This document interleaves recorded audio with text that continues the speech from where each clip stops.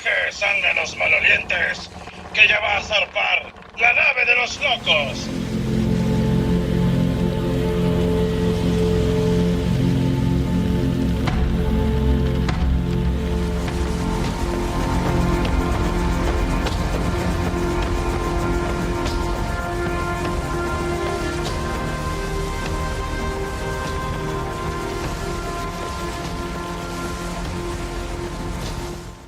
Bienvenidos a la nave de los locos, amiguitos, aquí Ricardo Villanueva reportándose. ¿Cómo están ustedes el día de hoy? Muy contentos de hablar con ustedes, obviamente. Aquí Jesús Betancourt, reportándose desde Cubierta. ¿Cómo están todos? Muy bien, amigo, gracias por preguntarnos. Yo también muy contento de estar aquí con ustedes. Me reporto de este lado, Mel Ortiz. Y ya saben, como siempre ando preguntón. Amigos míos, ¿de qué vamos a hablar? Bueno, pues primero quiero reconocer que esta entrada es lo más similar que hemos hecho a la primera, de programa de viejitos de AM, como si no lo fuéramos ya. de programa de viejitos de AM, que buenas tardes. Estamos reportándonos aquí desde el Valle de México. Son las 7:30 de la mañana. En un nublado amanecer, así, güey, ¿no? O sea, sí. Eso de Gutiérrez Vivó, ¿no? De Gutiérrez Vivó, ¿no? No, a veces esos programas. Pero bueno, quiero reconocer que es la entrada, una de las entradas más decentes que hemos hecho. La anterior, por ejemplo, que estábamos cagados de la risa antes de empezar. Es verdad, ya tenemos varios así, ¿eh? Pero así bueno, es. tengo que reconocer que la neta ahorita me contuve bastante de cagarme en la risa porque todo lo que sucedió antes del programa, la verdad fue papaloso, ¿no? O sea, no fabuloso, fue papaloso, ¿no? Entonces, un día vamos a hacer que Ricardo explique por qué está diciendo eso. algún día será. Amiguitos, nos encontramos entonces en este el estero Sony Music. Corrección. El estero de la corrección. ¿En qué nos quedamos? Recuérdenme en qué nos quedamos. Hablamos un poquito de esto de Molotov, hablamos de la generación de cristal y de las generaciones y todo. Yo me acuerdo que hubo un tema que estábamos diciendo y que yo dije, no, en el siguiente programa, hablamos de eso. Y tú estabas diciendo algo y te dije, no, que en el siguiente programa, y yo no me acuerdo de qué es. Sí, que la verdad, puto el que lo lea, ¿no? Entonces, eso era lo que nos quedamos. Por fin pudo hacer su chiste, güey. Estuvo tan frustrado toda una semana porque no pudo hacer su chiste. Esperándote, imagínate. Yo nací para este momento. Pero, o sea, se me olvidó, perdónenme, o sea, me dio un momento, pregúntame qué designé. Se me había olvidado, pero pues ahí está. Pero bueno, el tema nos seguimos sin acordarnos, ¿no? ¿Cuál era? ¿En qué íbamos? No, estábamos hablando de esta parte de Molotov, de la censura, de quién controlaba esa censura y tomábamos esta situación de si es correcto o no esta cancelación por la corrección, por lo que es correcto, sea perseguida o no. O sea, estás diciendo que la cancelación en función o en pos de conseguir la corrección podría caer en exactamente lo mismo, en no ser algo correcto, ¿no? Exacto, es que así va la misma situación de la corrección política. Sí, claro. ¿No? Mediante el grupo de personas que tengan esa idea en común, sea, por ejemplo, ahora la cancelación se están formando dos bandos, uno que es hacia permito la cancelación por corrección, y al otro no, es que eso de la cancelación es una cosa que no tiene sentido y que no tiene ni siquiera figura dentro de un mundo libre, un mundo de libre pensar, ¿no? Pero ¿en dónde se pone ahí esa parte del límite, de lo correcto? Pues yo creo que vendría a suceder que se pone donde más le conviene a quien, como decíamos el programa pasado, más audiencia tiene para quejarse, ¿no? O sea, si hay... No, a la guerra finalmente, la guerra tendría que surtir, digamos, esta satisfacción de las personas que se están quejando de alguna manera, o no. Uh-huh. Pero justamente es quien tiene la razón, el que grita más fuerte, ¿no? Entonces, tristemente, tristemente la razón se ha devaluado mucho, ¿no? El hecho de tener la razón ya no significa estar siempre en lo correcto. Y significa, yo grité más fuerte, a mí me apoyan más personas, entonces, pues te chingo, ¿no? Básicamente, o sea, si a mí...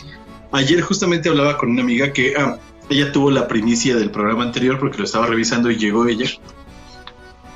Y se quedó aquí sentada junto a mí revisándolo a 1.5 metros de distancia porque estábamos guardando la Susana. Muy bien, amigo. Y entonces ella estaba como de repente se enojaba y de repente decía no, es que eso no es cierto.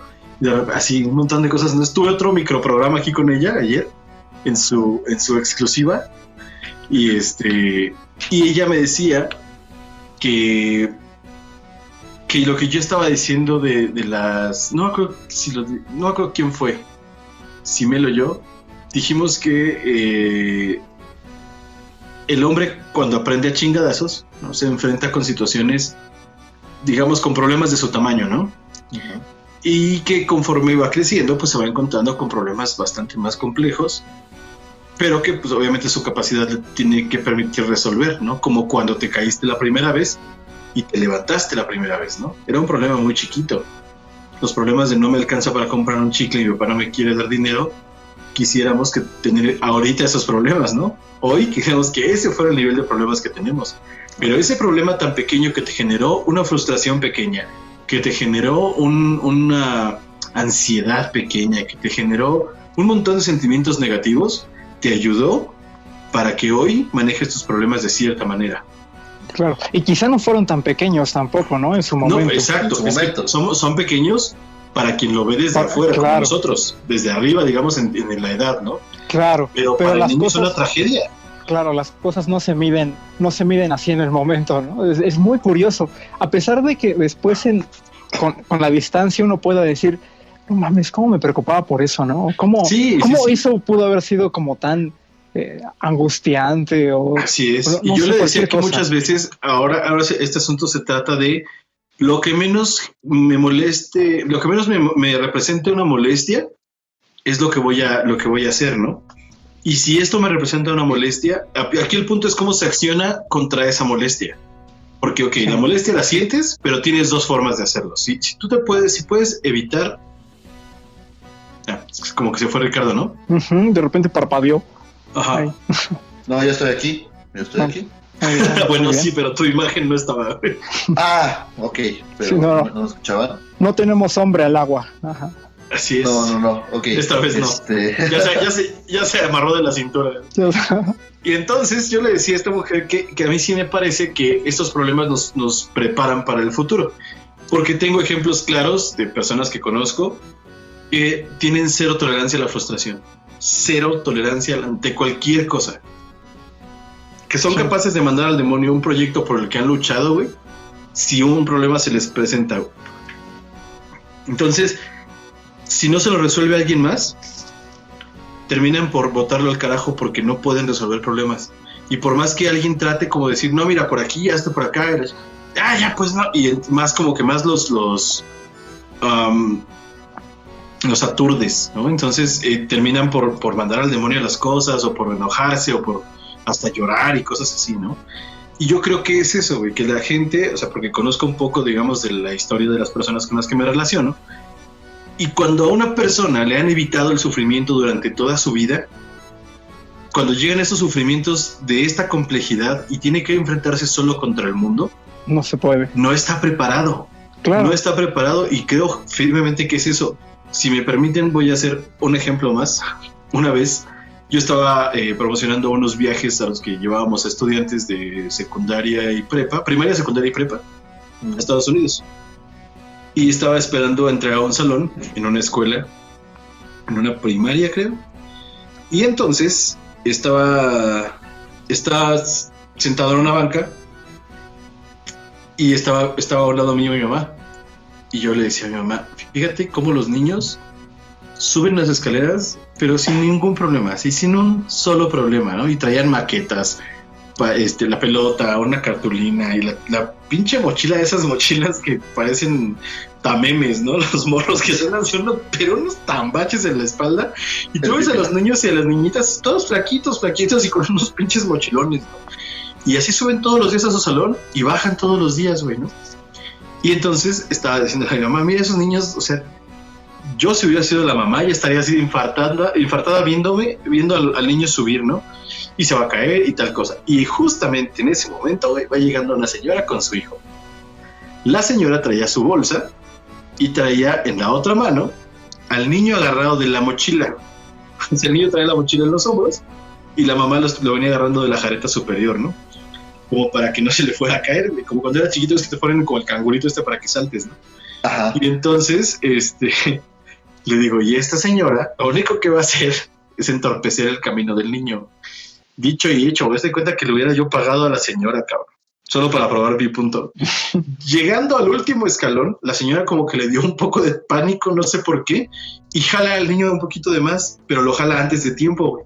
Entonces cuando el niño da el paso, ya iba bajando del jalón que le dio la señora, pega en el borde del escalón, y madres, güey, va de hocico, güey, a dar la cartulina, el balón, güey, la maqueta y el morro, obviamente, güey, ¿no? Porque además la mamá No, pero la maqueta, güey, lo importante es la maqueta, güey. Deja tú la maqueta, güey, la cartulina, güey. ¿Sabes cuántas veces lo pisaron, güey? Y entonces, yo dije, justamente ese es el problema de sobreproteger a alguien, o de sobreproteger algo, perdón. Puedes causarle más problemas que para los que está preparado, ¿no? O sea, entonces, es algo muy triste que esto esté permeando de los individuos a las generaciones. Y again, no estamos hablando de generaciones por temporalidad, sino por esto que los identifica, ¿no? Uh-huh, o sea, exactamente, por el comportamiento, por una característica particular que los identifica los resalta del común de la sociedad, ¿no? Qué interesante. Yo pensaba que la corrección se puede ver desde muchos ángulos, ¿no? Y que justamente quizá los ángulos los más tremendos, así los que me parecen como los más peligrosos, son justamente los que no se ven, ¿no? Los que parecen como invisibles, ¿no? Ahí donde estamos siendo coercionados a hacer de cierta forma, a comportarnos de cierta manera, a corregirnos, o a tener cierta manera de comportamiento o incluso de pensamiento. Creo que funcionan toda una serie de dispositivos, de aparatos y de situaciones que rebasan a veces por mucho la situación más visible de la corrección política, ¿no? O sea, creo que la corrección política es un punto muy importante porque es muy cínico, ¿no? Porque está ahí a la luz del día, y está a la luz del día que para todos lo podemos ver y podemos pensar, bueno, ¿por qué se toma esa postura, ¿no? O sea, ¿por qué se da la corrección, ¿no? ¿Por qué se vuelve necesario que nos comportemos de cierta manera, ¿no? Yo creo que ahí hay un punto que se estaba tocando el programa pasado en el que no ahondamos y teníamos que haberlo hecho. La sensibilidad. Pero, ok, es que estamos, no sé si sea por la parte de la generación de cristal y toda esta parte, que de los temas sensibles que se pueden ver o no, pero también es que ese grupo de personas es la que dicta qué tan sensibles somos para ver ciertas cosas o no. En general, es esa sobreprotección no solamente del padre a hijo, sino de la sociedad. Justamente es lo que yo decía, que ya empezó a permear de las relaciones familiares, que son las primeras protecciones, ¿no? Las primeras protecciones que tienes son las de tu papá, tu mamá y tus familiares, digamos, más grandes que tú. Por ahí yo he escuchado que por ejemplo, aquí tenemos un gobierno paternalista, ¿no? Un gobierno que obviamente le da a los que no lo necesitan, pues. Estamos en un gobierno paternalista que da becas a niños, a personas que no tienen... No mames, ¿qué pedo? ¿Sí o no? No, estás bien, sigue. Ok. Sí. Entonces esto de las becas de los niños, ¿no? Que si muchas veces tenemos el concepto de que son apoyos económicos, como todos los apoyos económicos que se han dado en gestiones anteriores. Pero es un apoyo económico ¿a qué? Y yo, por ejemplo, tengo una duda. A mí me preguntaban mucho cuando daba clase en ciertas escuelas de gobierno. Me preguntaban mucho sobre esa situación, ¿no? Sobre la situación de, oiga, profe, ¿usted qué sabe de las becas? Y decía, nada.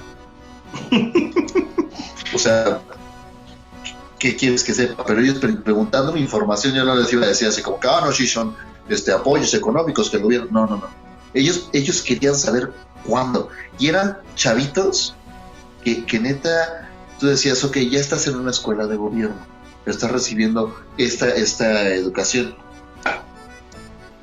pero te importa más otra cosa, que es que el gobierno te dé.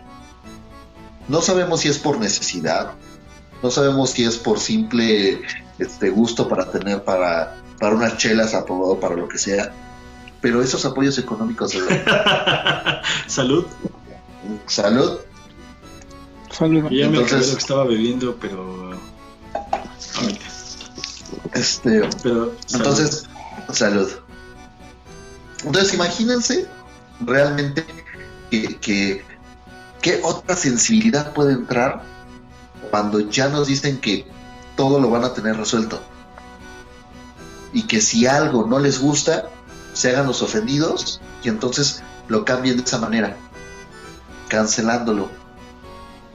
Sí, es que justamente es eso. Yo creo que viéndolo desde el lado político del momento, creo que la gente que está triunfando en tanto a perseguir alguna meta, como por ejemplo que cancelaran ciertos proyectos, que se dieran regulaciones, digamos,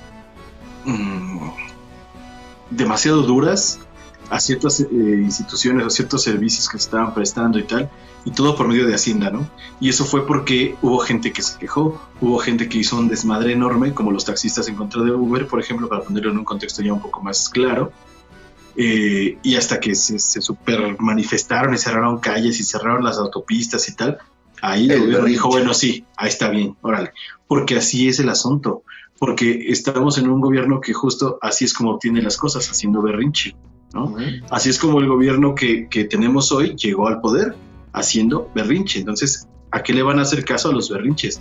¿Qué pero pasa? Entonces, hay un montón de gente que ya está entendiendo esto, que está tomando la medida, entonces está haciendo berrinches todos los días por algo que no le parece, que simple y llanamente no le parece. Porque si no te importa, no lo ves. Si no en mi caso, si no me parece, no lo veo. A lo mejor aquí vengo y me descargo con mis amigos, con mi familia y tal. Con respecto al reggaetón, por ejemplo, que de verdad lo detesto. Entonces, pero esa es mi opinión. No voy a pedir que no exista, güey, porque para mí es bastante sencillo ignorarlo, ¿no? Entonces, dices, me vale madres, y tampoco me salen ronchas si lo escucho en algún momento en la calle, si alguien lo tiene, lo está cantando, no me importa en realidad, o sea, porque es algo que, ¿por qué me voy a ofender de que exista algo que no me importa, ¿no? O sea, es que está cabrón, le concedes una importancia enorme a algo que detestas. Todo el mundo sabemos que si te están chingando, te dejan de chingar si los ignoras, güey. Entonces, así es el asunto, güey, pero la gente ya no está ignorando eso, está tomando parte. O sea, quiere a fuerza que no existan las cosas que o sea, ni siquiera la ligera posibilidad de que algo te pueda ofender. Es que es una prohibición sofisticada, una censura sofisticada hacia suspender, cancelar cierto tipo de contenido, cierto tipo de texto, para decir no existe, pero queremos que realmente no existe y que no pueda ser asequible por todos los demás. Queremos que no se pase en televisión abierta. Güey, es, por ejemplo, lo veo por esta situación de hace mucho, cuando empezaban las plataformas digitales, como por ejemplo Napster, LimeWire, Casa, que cuántas cosas no conseguimos por ahí, y no estoy hablando de cosas específicas, sino música. Yo utilizaba esas aplicaciones para música. Aunque descargabas música, terminabas viendo todo lo demás. Exactamente. Sí, o sea, no había forma. Porque aparte de todo, bajaba así, ¡prum!, ¿no?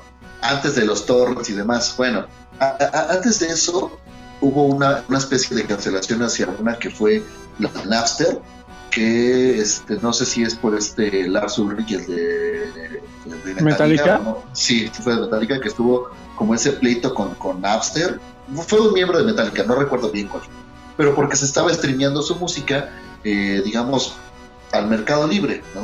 Lo que la internet podía hacer. Mercadolibre.com. Pues no sé si todavía existía, si ya existía Mercado Libre, pero bueno, pero lo podían dar gratis, tú. O sea, podías conseguir cualquier cantidad de contenido gratis. Llevaba todo este caso, por ejemplo, de este vato de Metallica y Napster, a que ese tipo de pleitos ahora ya son un poco más abiertos hacia realmente la cancelación y la eliminación de algo, ¿no? Sí, como que ahora ya tienen algo que perseguir, y es que es eso, o sea, tú antes podías quejarte, y yo entiendo, por ejemplo, que un miembro de una banda se queje de que hay contenido descargable gratuito porque ellos están trabajando para eso, están comiendo de ahí. Entonces, si nosotros cobráramos por cada descarga y de repente encuentras que lo están vendiendo en DVD en el metro, ¿no te ofendería? Por una parte, yo me imagino que al ser unas personas de la fama que tenemos nosotros, como que nos conocen 60 personas por YouTube, ¿no? Pues a lo mejor haya 71, muy bien. Saludos a esas 71 personas. De verdad, sí, no saben cómo se valora en este programa su preferencia. Se escucha. Así es, su escuchamiento. Y entonces, es eso. Yo creo que la gente está encontrándose en el camino con que tiene un foro, por pequeño que sea, hay gente que lo escucha, ¿no? Hay youtubers que tienen 2 seguidores, 3 seguidores, 71, güey, y siguen haciendo su contenido porque quieren, porque hay gente que los ve y está chido y no pretenden hacerse la libertad de hacerlo, güey. Pero exactamente, cuando tú empiezas a ver que tienes una voz profunda que llega a las masas, entonces te vuelves una persona poderosa. ¿Con responsabilidad o sin responsabilidad? Eso es ajeno a la responsabilidad. Tú ya tienes ese poder, ¿no? Entonces, si tú enuncias cierta cosa o si tú te postulas sobre cierta cosa, es muy probable que la gente en la que tienes esa influencia, pues también te siga, ¿no? Habrá quienes no, habrá quienes estén bien seguros de lo que piensan y sea a lo mejor hasta opuesto a lo que tú crees y te ven porque de verdad lo ven con una conciencia, digamos, de análisis. Pero los otros te van a seguir a donde vayas. Pero es a lo que voy, ¿no? O sea, una parte de entonces esa de ser correcto en lo que uno dice por la fama que tenga o por la gente que pueda mover, tiene que ver con como una corriente generalizada desde un medio, por ejemplo, temas que no se puedan hablar incluso entre un grupo de amigos. Yo creo que, te digo, o sea, esto de la responsabilidad no tiene absolutamente nada que ver, sino hasta el ejercicio de ese poder, ¿no? Okay. Pero no por la existencia del mismo. Okay. Entonces, lo que emana de ese poder, efectivamente, pues ya depende de quién lo ejerza, ¿no? A lo mejor habrá quien tiene ese poder de las redes y dice, voy a utilizarlo para algo que beneficia a mi población, a mi gente, a mis seguidores, a lo que sea. Pero ¿cómo saber? Y es lo que yo le decía a un amigo el otro día, porque él puso un estado en WhatsApp. Es una persona que yo estimo muchísimo. Él es también está haciéndole a los videos. Él está ahorita con un video de cantos y danzas prehispánicas y baila también, es jaranero, bueno, en fin, hace un montón de cosas. Y es una persona a la que yo estimo muchísimo. Y es una persona que me parece que es de estas corrientes de personalidad, como, no sé, ese tipo de personalidad que tiene como contestataria, como que lo vería sin broncas en una huelga peleando por algo que quiere, ¿no? Y él puso, no, para nada, güey, para nada.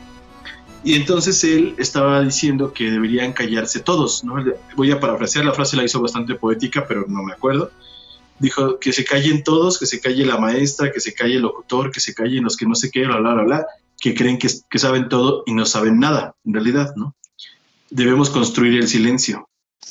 Y entonces yo le respondí, no me parece que sea esa la solución, porque entonces si empiezan a callarse todos, ¿qué va a pasar?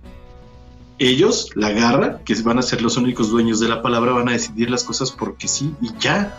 Imagínate que te callas todo lo que crees, dices, ¿cómo es posible que alguien en este momento, en este mundo en el que vivimos, piensen que callarse es la solución, ¿no? Pero yo le dije, yo ¿no sería más productivo, no sería mucho mejor nutrir el sonido que callarlo?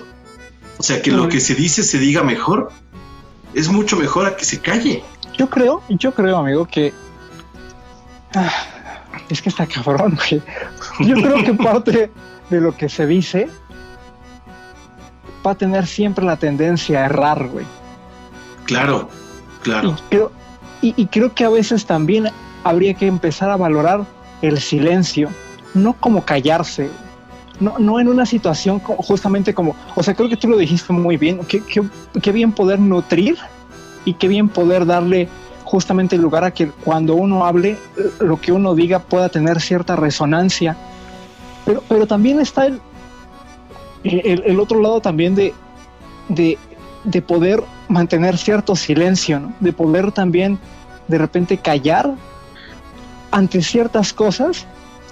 No sé, creo que hay también ahí como algo que podría ser como muy interesante también pensar. Mira, yo lo pensé de manera que hay que mesurar, ni para callar, ni para estar en silencio, pero tampoco para no decir, para no hablar. Sí, lo que no significa coartar lo que tú quieres hacer. Y esa mesura de decir, porque también el silencio se valora, que no se digan cierto tipo de cosas o ciertas cosas, que haya mesura puede llegar a ser algo bastante productivo. Y también que se nutra lo que se dice, porque que no se habla lo pendejo, también puede decir mucho, puede construir mucho, ¿no? O sea, más allá de si es correcto o incorrecto. Pero también estaba el otro punto que yo pensaba también qué interesante y qué bonito poder decirle a tantos otros que tenemos que de repente también se callen, ¿no?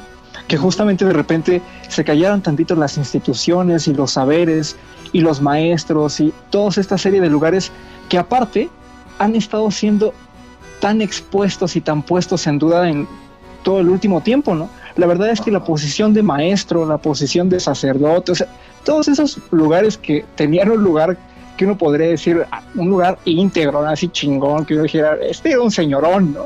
Sí, que eran admirables, respetables. Ahora nada de eso queda, ¿no? Y el lugar del maestro tampoco es importante.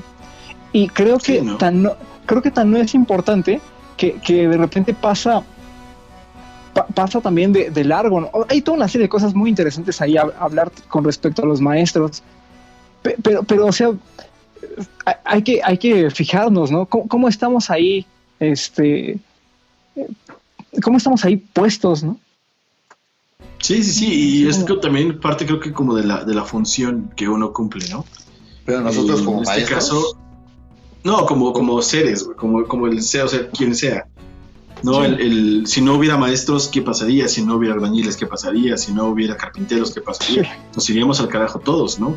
Y creo que si no hubiera seguidores, ¿qué sería de la nave de los locos? Es por eso que les queremos pedir que le den like a este programa si les gustó. Si no les gustó, denle like y ya, pero así con disgusto. Síganos en YouTube, denle click a la campanita para que sepan cuando subimos nuevo contenido, porque como ya se habrán dado cuenta, esto es aleatorio. Entonces, esto es la nave de los locos. Así es. Vea. Se vinieron a Viernes y trepar a la sábado. nave de los locos. Lástima, Viernes y sábado. son parte de este oleaje también, ¿no? Entonces, pero lo que sí aseguramos puede ser viernes o sábado. lo que ya aseguramos es un video a la semana, ¿no? Ya vamos a empezar así. Al principio era un video cada viernes a las 6:03, ¿no? Ya está, ya. Y después, un año después, cuando subamos programa les avisamos, ¿no? O sea, Ya saben que salen 4 programas por Oye, mes. pero es esparpajo. Eso es tendencia, ¿no? O sea, yo sí he visto ejemplos, pero bueno, ya.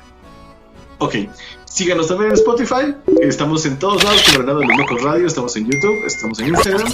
Vayan a darnos click y darnos amor, por favor. Denos sus likes. Y sobre todo, compartan. Un chingo. ¿Cuánto? Compartan. Un chingo o dos. Un chingo. Si pueden 2 chingos y medio a la semana, estaría poca madre. Muchas gracias.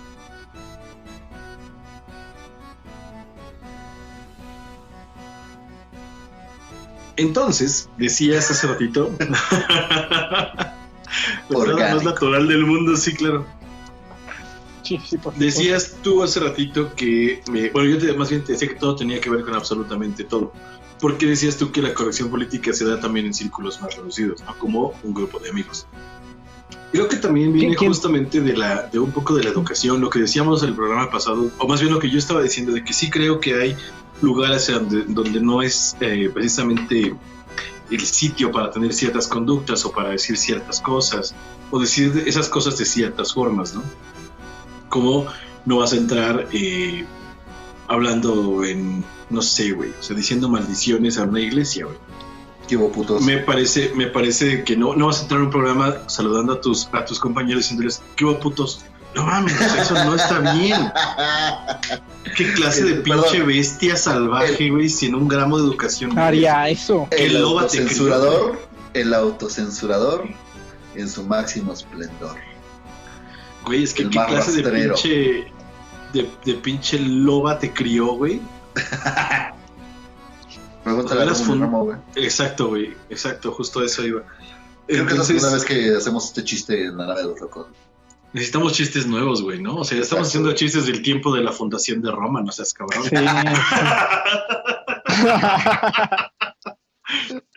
Ellos se hacían ese chiste, güey, ¿no? Y entonces... Hijo de pues loba. tu mamá es una loba. Pues tu mamá también, putazos, güey. En fin, güey. Entonces, creo que también depende mucho de la personalidad, de la educación, de las afinidades. Pero en los grupos pequeños no creo que pase a mucho, porque justamente este asunto de la afinidad hace que tú seas amigo de una persona que tiene comportamientos o condiciones que tú ves bien, o que te gustan, con las que te sientes bien al convivir, me refiero, ¿no? Ya cuando estamos hablando de un asunto masivo, pues es un montón de consumidores contra un solo producto, ¿no? Porque, por ejemplo, estamos nosotros en una fiesta y yo digo muchas pendejadas. Y yo digo muchas pendejadas de las que la gente se ríe, porque somos afines, porque tienen un humor afín al mío. Si no lo tuvieran y les ofendieran mis chistes, ni siquiera me invitarían a esas fiestas, por ejemplo, ¿no? Eso es a lo que voy.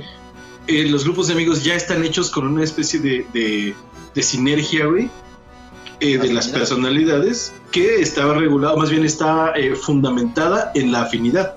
Entonces ya no creo que pase tanto eso. Por ejemplo, imagínate que yo no hiciera chistes en los funerales, ¿no? O sea, en los primeros funerales en los que hago chistes son los de mi familia, güey. Y me la paso cagado de la risa todos los funerales.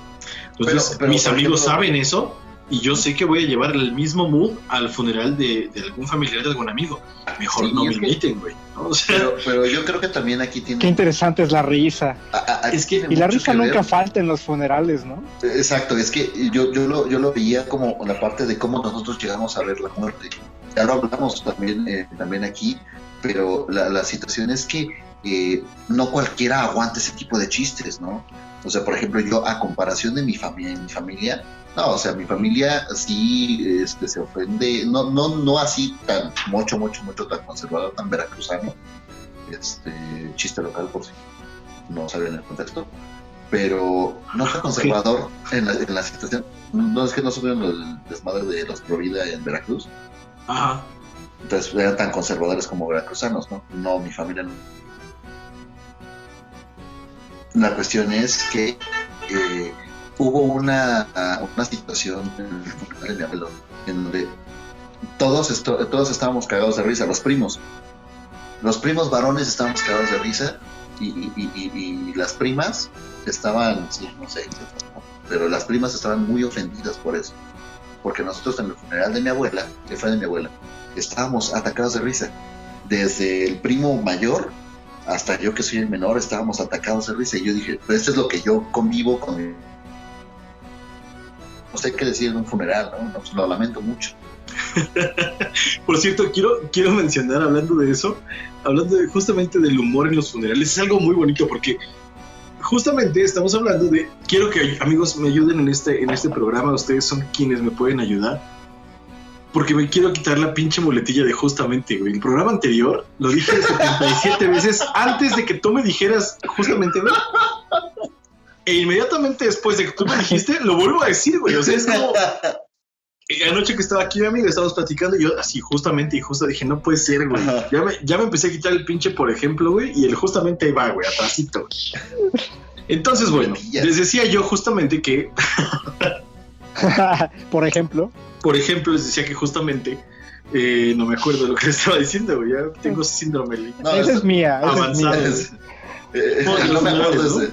Ajá, exactamente, del humor de los funerales, y es esa corrección política que entra ahí, ¿no? No, a lo que voy es que justamente una de las cosas en las que se supone que no se deberían de hacer chistes en términos de corrección política es cuando a alguien se le muere a una persona, ¿no? Cuando hay un acontecimiento sensible, como por ejemplo este asunto de lo de George Floyd, ¿no? Yo tengo una apuesta antes de eso. Ajá. Tengo una apuesta que la verdad es que la gente que escucha este programa en algún momento se ha reído de un chiste en un funeral. Ok. Si es que sí o si es que no.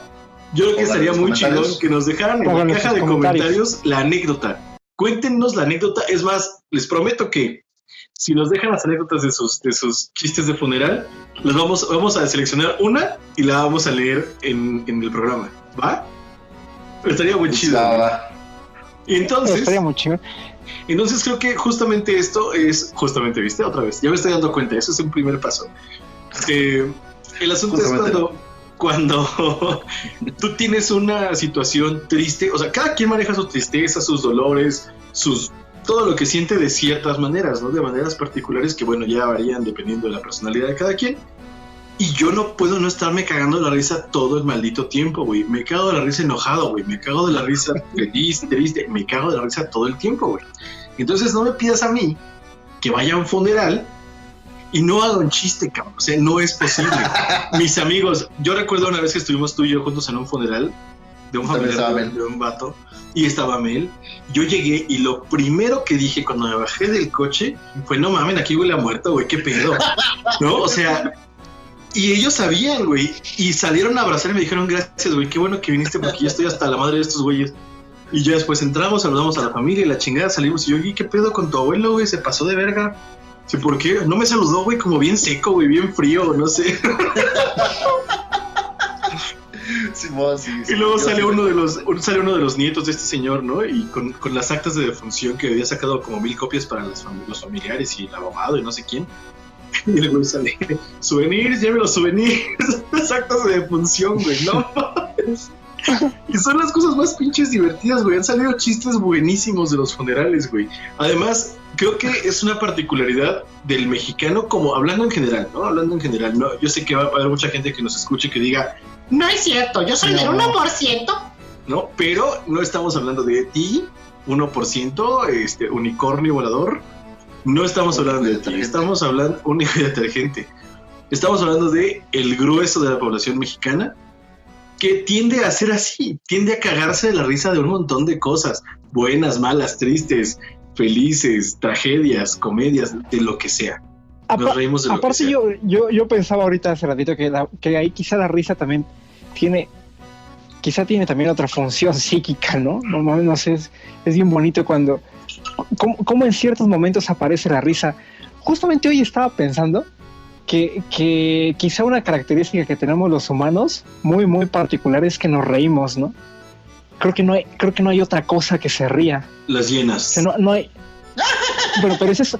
Fue lo que yo también pensé. Dije, güey, pensé que ya estábamos en la edición. Dije, ay, qué buena llena le metió Daniel. ¿Cómo le hace? ¿No? Nos está leyendo el pensamiento. Que Ricardo no seas así. Pero las hienas no se ríen, ¿no? Sí, no, en realidad es como una especie de ladrido, pero parece una risa. Es que, ¿qué pedo? Porque las hienas parecen perros, pero son felinos, realmente. Le deberíamos dedicar un programa a la risa. Ah, pensé que las hienas, güey. Exactamente. No, pero es que... Pues a las hienas también, pero, ¿por qué no?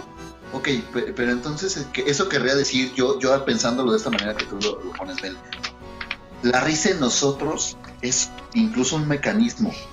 ¿Por qué? Porque estaba leyendo esta parte de la empatía, ¿no? O sea, por ejemplo, los cachorros llegan a ser como bastante juguetones, los cachorros de perro, y también llegan a tener esos mecanismos empáticos, ¿no? O sea, la risa para los seres humanos tiene una función incluso como muy natural, que es el provocar la empatía en el otro para evitar un daño o un ataque. fíjate, por ejemplo, los chimpancés también tienen ese mismo reflejo. Los chimpancés. Entendí como los chimpancés, yo dije. Los chimpancés, es que son otros güey, esos se cagan más de risa. Los chimpancés. O sea, los chimpancés se cagan más de risa. Porque son bien chispas, güey. Exactamente. Pero los chimpancés tienen ese. Los chimpancés tienen ese reflejo de la risa, como si estuvieran riendo, pero no sabemos el contenido de esa risa. Claro, ¿cómo sí? No te Exacto. Es que yo no sé si sea una risa. Claro. Tiene ese y aparte nosotros, la risa puede salir como carcajada, ¿no? Puede salir como... No, es que es muy interesante todo el aspecto de cómo aparece... un programa de la risa? ¿Cómo aparece la risa? Estaría muy interesante. Sí, me pareció una gran idea. Me va a dar risa. Y pensando en la corrección, mucho de lo que... ¿Se dan cuenta cómo mucho de lo que da risa a veces es en buena parte lo que es corregido? O sea, mucho del terreno de la comedia, mucho del terreno de lo que justamente nos provoca a reírnos, es a veces lo que no se permite que salga.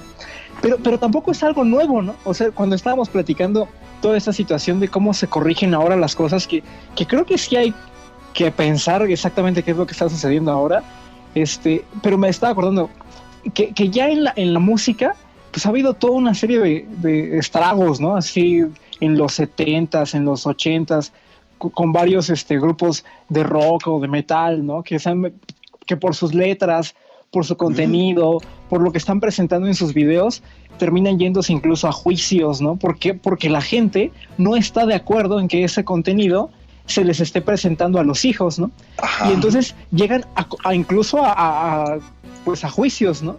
Pero fíjate cómo antes era por contenidos, ¿no? Antes era por una situación muchísimo más grande que solamente la portada de un disco o una canción que ya tiene 20 años. Yo, por ejemplo, pienso ahorita en este relajo con Judas Priest. Que no es tan diferente, ¿eh?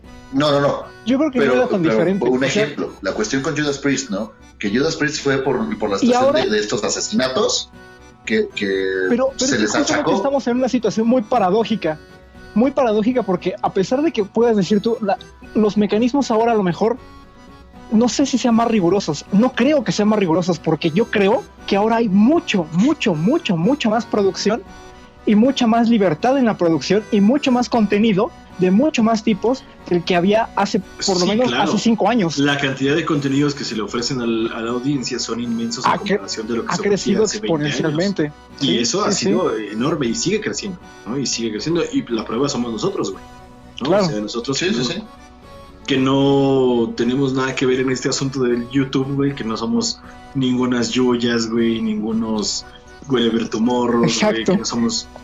Pero podemos estar acá. Gente que se dio cuenta que tiene un canal donde decir cosas que piensa y que la gente los escuche. Dices, órale, te parece una muy buena idea. Y pues lo avientas al aire y se acabó, ¿no? Pero el problema es cuando a alguien no le parezca algo de lo que digamos. Entonces ahí es cuando viene el asunto. Porque si esa persona tiene más audiencia que nosotros, es perfectamente capaz de crecer el asunto hasta un punto en el que se nos cancele. Y eso creo que... le ha permitido a la gente tener un poder que no sabe controlar. Pero fíjate que también eso, aparte de dar poder, crea como cierta estabilidad para ese tipo de personas, la polémica, ¿no? Porque mucho de esa corrección también tiene que ver con esa polémica. Algo que no crea polémica, algo que no es subversivo, algo que no va en contra, pues no tiene la capacidad de ser cancelado. Incluso no sé la capacidad, pero sí la tendencia, ¿no? Y es que es una de tantas, ¿no? Porque no tiene que ser así. Porque la polémica, güey, hay muchos casos de que la polémica les ha dado muchísimo más poder.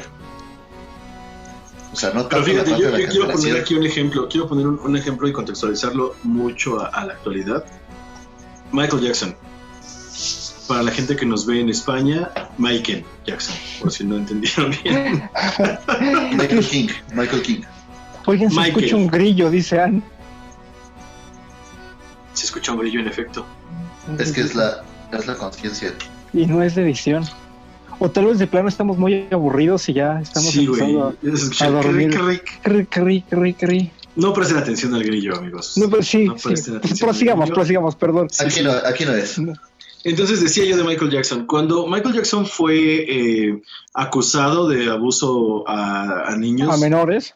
a menores de edad, no se le canceló. No se le canceló. Sus juicios se llevaron a cabo y era súper famoso el caso y los medios ganaron mucho dinero de cubrir los casos. O sea, fue un asunto mediático bastante fuerte.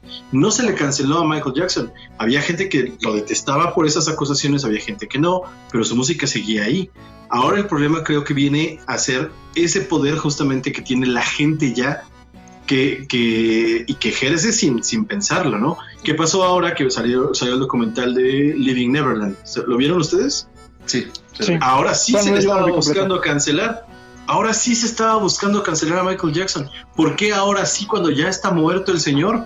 Obviamente, O sea, por eso actualmente se dice que eso de Living Neverland fue sí, de hecho lo bajaron de las plataformas porque el mismo documental se contradecía, no ofrecía, digamos, contundencia en tanto los argumentos que daba la gente a la que se entrevistaba. Eso es muy interesante, Mel. De verdad, si lo puedes checar, güey, está muy interesante, muy Yo interesante. lo empecé a ver, pero no lo terminé. Es que obviamente aquí vamos también hacia las voces, ¿no? Lo que se dice, toda esta parte de es correcto o no. Y otra cosa que también a mí se me vino a la cabeza ahorita toda esta semana pensando era qué tanto esa corrección o esa cancelación también tiene que ver con lo que nos gusta o con lo que no nos gusta. No, todo tiene que ver. La cancelación actual es todo eso, ¿no? Porque nosotros bien podemos hacer un grupo de viejitos a los que no les gusta el reggaetón y lo detestan y buscamos cancelarlo, ¿no? Porque no nos gusta y se acabó. Pero la cosa es que tenemos una plataforma en donde decirlo. Sí, claro. O sea, el internet, los seres humanos tenemos ahora una plataforma en donde quejarnos de lo que nos gusta o no nos gusta y de lo que queremos que cancelen o no. Sí, y de No llegar a estoy todo el diciendo mundo, güey. Exacto, y no le estoy diciendo que nosotros mismos lo hagamos, sino todos los seres humanos tenemos la capacidad para poder Hoy en día, sí. Exactamente, hoy en día a tendenciar la cancelación de cierto producto por ciertas cosas. Sí, claro.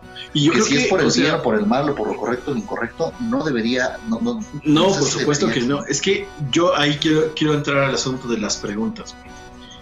Ricardo, ¿tú crees que la corrección política es algo que debería de ser regulado por alguien?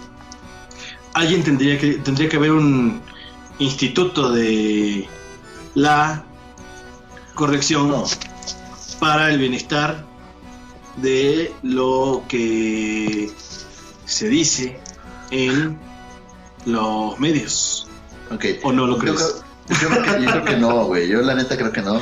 Personalmente creo que cada quien es responsable de lo que dice, pero también que haya algo que module lo que es políticamente correcto o no. No creo que tenga que ser un organismo institucional de gobierno o Ok. cualquier cuestión de poder. No creo que deba de ser así. ¿Tú qué dices, Mel? Ujú. Perfecto, muy bien.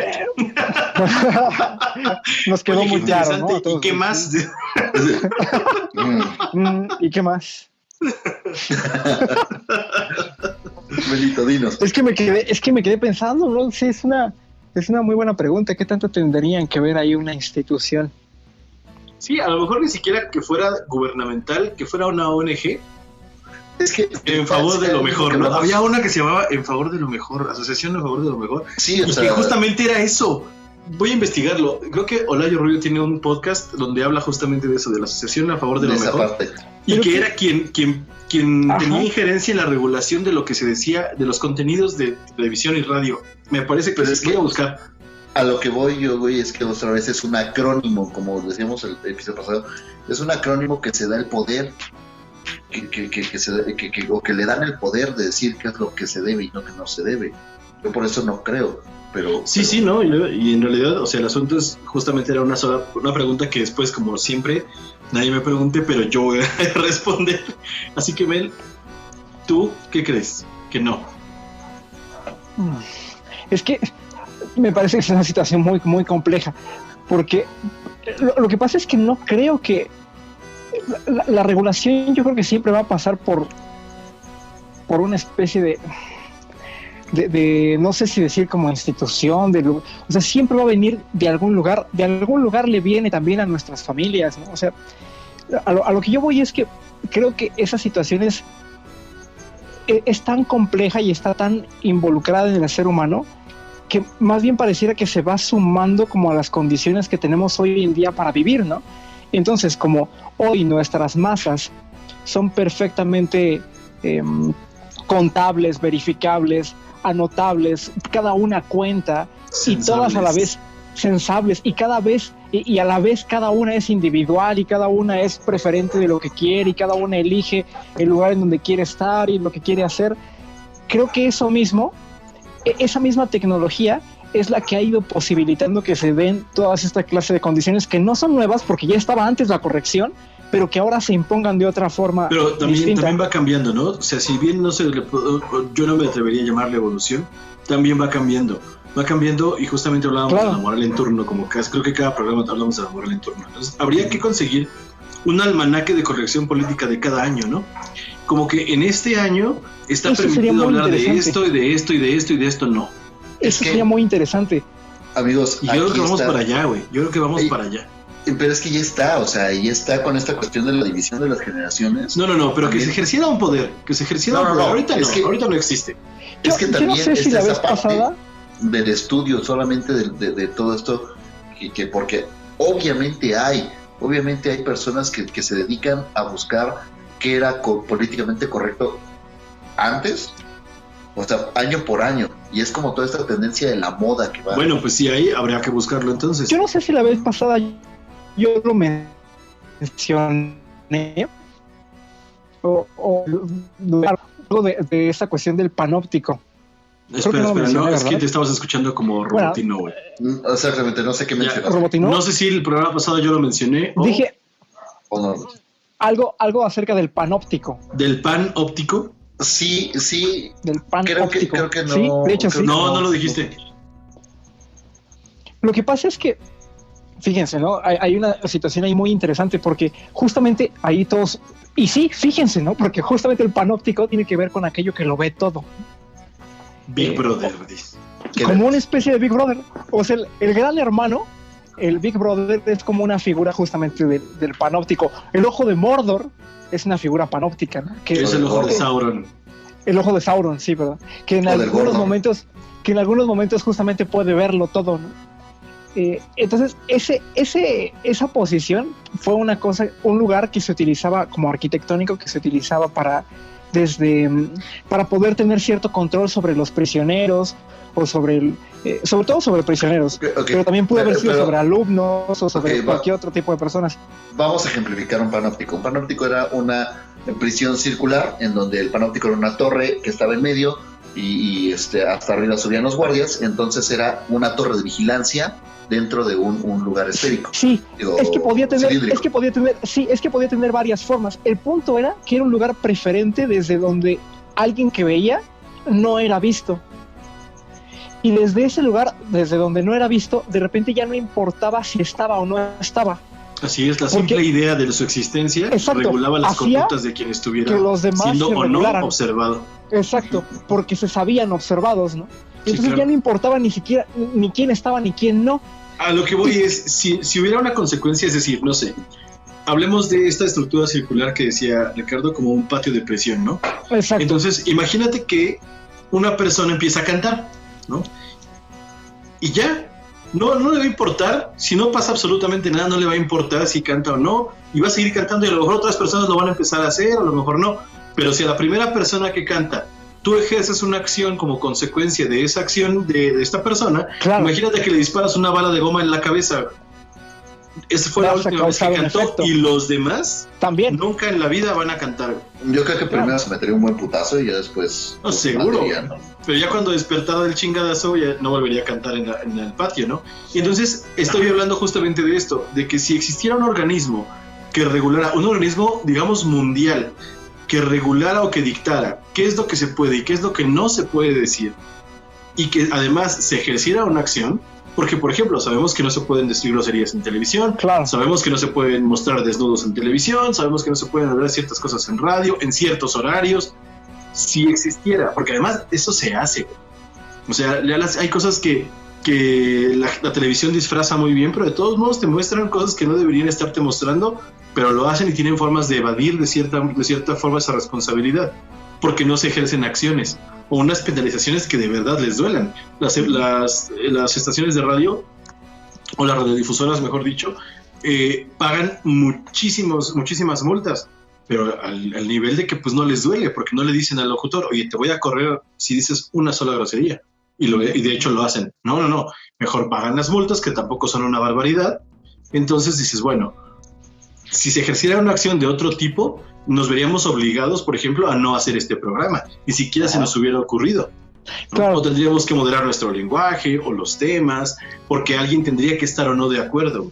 Yo creo Claro. que la corrección política es una persecución, es una cacería de brujas y nada más. Porque cuando tú entiendes que puedes fácilmente cambiar de canal o ignorar lo que sea que se te está ofreciendo, en ese momento que de verdad lo interiorizas, lo entiendes, dices, pues a la chingada todo, yo voy a consumir lo que me gusta, lo que no me ofende, si es que lo que no quiero es ofenderme, o en mi caso, por ejemplo, o en el de muchos, quiero ver lo que me ofende, quiero ver y aprender a sortear esas cosas, ¿no? Exactamente, yo creo que no debería existir una corrección política tal cual. O sea, debe Exacto. haber una regulación, como siempre lo he dicho, ya saben, regúlense, una regulación propia sobre qué es lo que vas a ver, qué es lo que gobiernense, qué es lo que vas a ver, qué es lo que vas a consumir, ¿no? Pero también qué es lo que vas a decir, esa mesura, ¿no? Sí. No ese silencio ni tampoco esa mesura de qué es lo que se va a decir. Oye, yo quiero hacer una mención especial un saludo a nuestro amigo Iván Abadón, que nos está escuchando por allí, y pues nada más, porque era algo que tenía que meter ahorita. Bueno, Okay. obviamente supongo que Iván está viendo el programa y en este momento Obviamente. le va a dar like, va a comentar, nos va a contar sus anécdotas, ¿no? Nos van a contar sus anécdotas. Déjenlas ahí, neta, vamos a leer al menos una, ¿no? Exacto, pero esto no es algo que pueda estar limitado tan al tiempo. Entonces, creo que nos hemos arribado y al parecer nuestro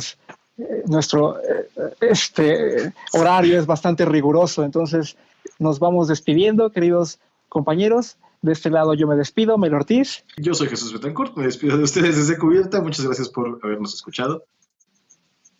Ricardo Villanueva se despide.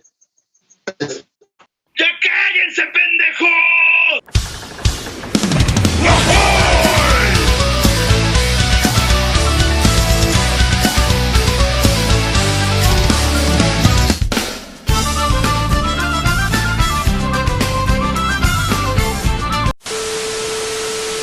Bueno, chao.